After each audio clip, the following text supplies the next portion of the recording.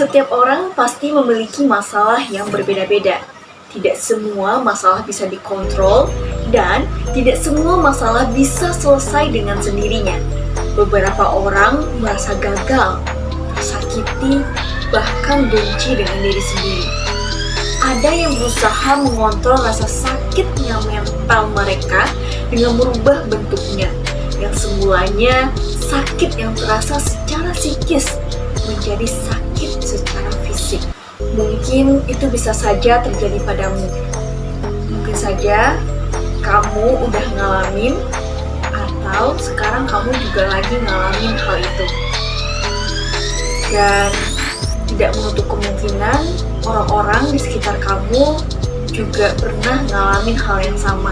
Oke, kali ini kita akan bahas bagaimana cara mengubahnya. Sebelum lebih jauh, kita pasti berpikir bahwa kenapa sih orang mau melakukannya? Kenapa orang juga berisiko untuk melakukannya? Dan kira-kira gimana ya caranya agar kita menanggapinya dengan baik?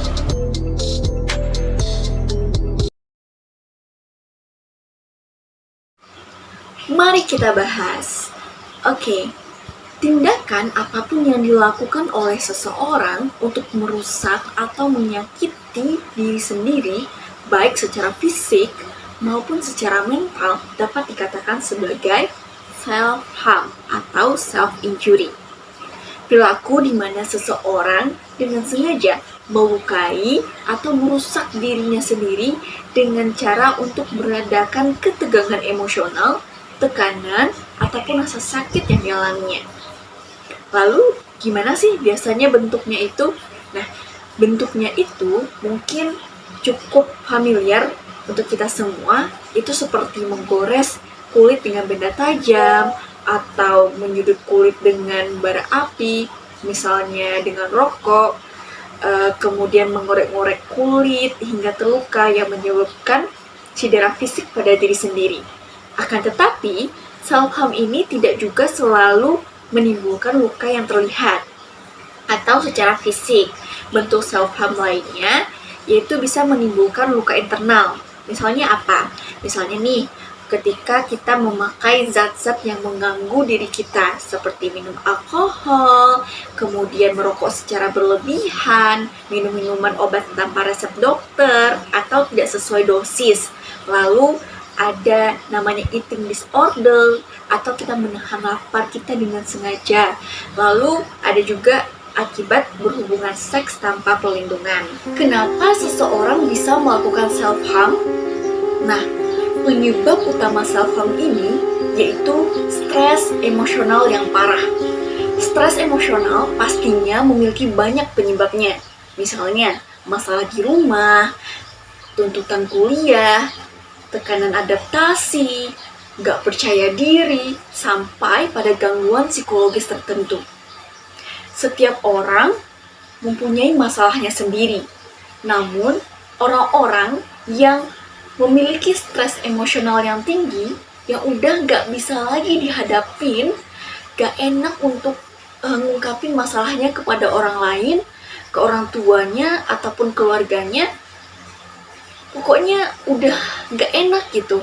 Dan semua stresor yang harusnya diluapin cepat atau lambat dengan satu atau cara lainnya. Maka ketika semua masalah itu gak bisa dikeluarkan atau dibagikan kepada orang lain, ketika seseorang merasa bingung harus ngeluarinnya ke siapa, seringkali self-harm menjadi opsi. Kenapa hal itu bisa terjadi? Cara meredam stres emosional justru disalurkan melalui self-harm ini. Tapi, pertanyaannya kenapa kan ya? Bukankah nyakitin diri sendiri itu malah bisa bikin nambah masalah lagi? Kenapa nggak makan es krim aja misalnya? Kan juga bisa ngeredam emosi. Oh my god, it is not that simple. Karena manajemen emosional seseorang itu, setiap orang itu berbeda-beda. Hal dasar yang harus kamu ketahui, bahwasanya bagian otak yang berperan di rasa sakit fisik dan sakit hati atau sakit psikologis itu sama.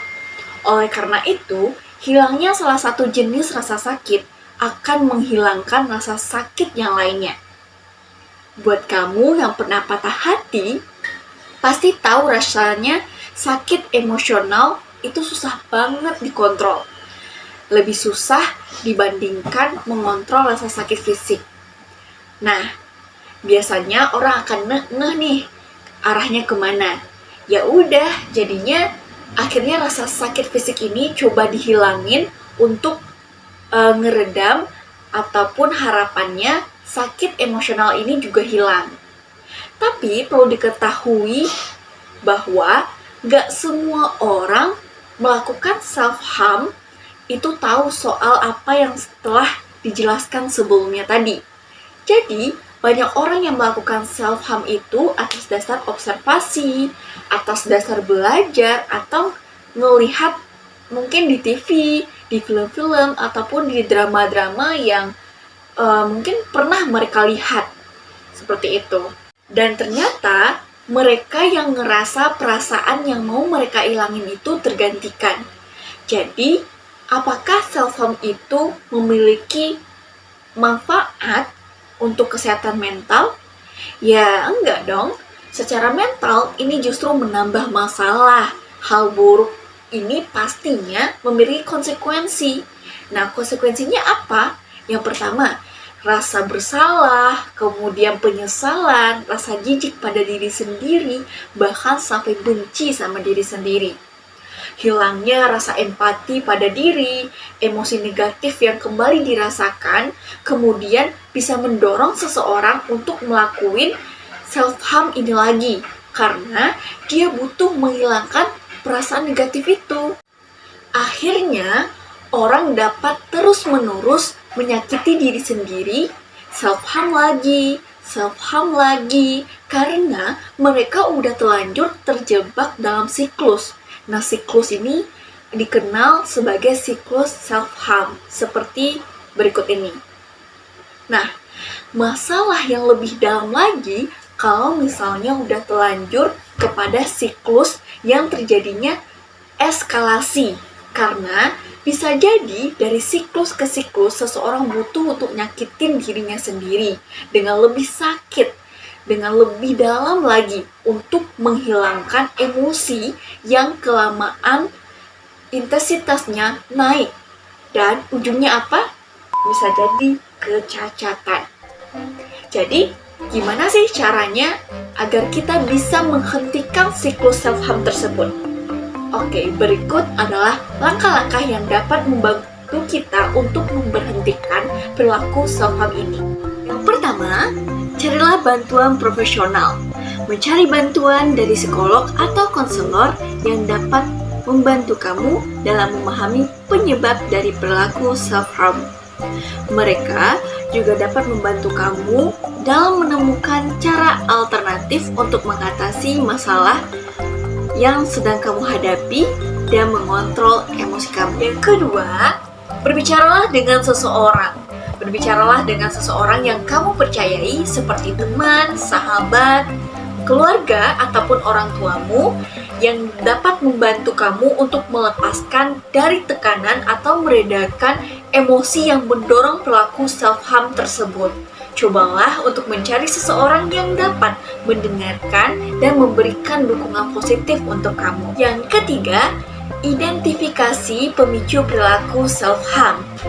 Nah, dengan hal ini dapat membantu kamu dalam menghindari situasi atau kondisi yang memicu perilaku self-harm. Nah, kamu bisa mengingat kejadian yang memicu tindakan self-harm tersebut dan mencari pola perilaku yang terjadi sebelumnya. Nah, yang keempat, temukan alternatif positif untuk mengatasi stres dan emosi negatif yang memicu perilaku self-harm. Contohnya, kamu bisa melakukan meditasi, olahraga, mencuci piring, nyanyi, atau aktivitas lainnya yang bisa membantu kamu merasa lebih tenang dan rileks. Yang kelima, yaitu membuat sebuah jurnal. Nah, kamu dapat menulis sebuah jurnal yang dapat membantu kamu dalam mengidentifikasikan emosi dan pemikiran yang memicu perilaku self-harm. Kamu dapat menulis perasaan kamu setiap kali ingin melakukan self-harm, sehingga kamu dapat memprosesnya dengan baik. Yang keenam, yaitu berikan penghargaan pada diri sendiri, yaitu setiap kamu berhasil menghindari perilaku self-harm bisa membantu meningkatkan motivasi dan kepercayaan diri kamu.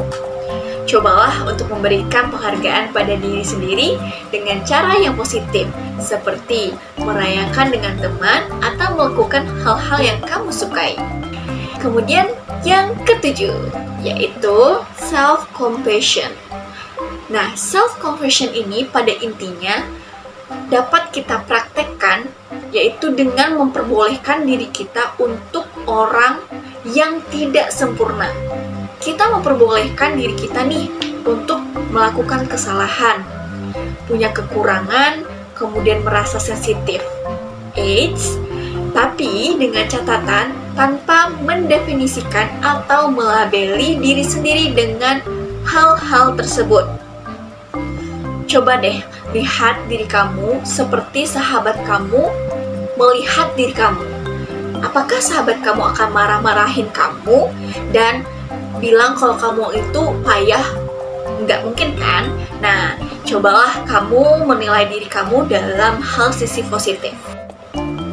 Ingatlah bahwa menghentikan perilaku self-harm tidak akan mudah dan memerlukan waktu dan kerja keras. Tetapi, dengan bantuan profesional dan dukungan dari orang-orang yang ada di sekitar kamu, terutama orang-orang yang kamu percayai, kamu dapat mengatasi masalah ini dan menemukan cara-cara baru untuk mengatasi tekanan dan emosi negatif yang memicu perilaku self-harm. Semua orang punya badannya masing-masing, jadi gak ada salahnya kita saling menguatkan.